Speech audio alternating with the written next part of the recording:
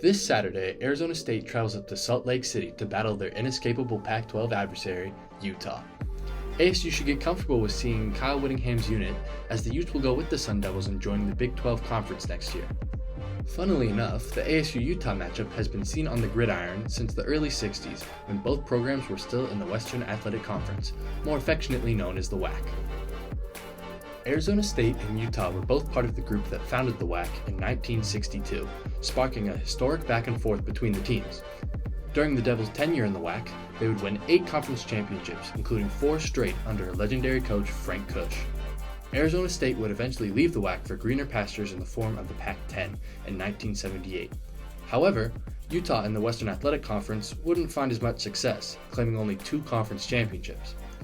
Utah would stay in the WAC much longer than the Devils, but would eventually leave as well in 1999. That year, unlike ASU, who still sat comfortably in the Pac-10, Utah would go on to found yet another conference in the Mountain West.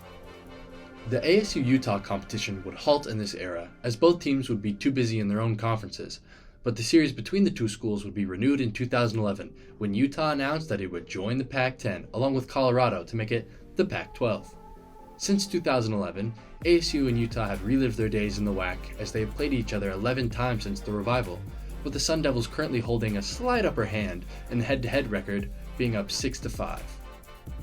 Arizona State and Utah have had a similar journey throughout their respective programs' history, as both teams went from the WAC to the Pac, and now will once again both set off for the same conference in the Big 12.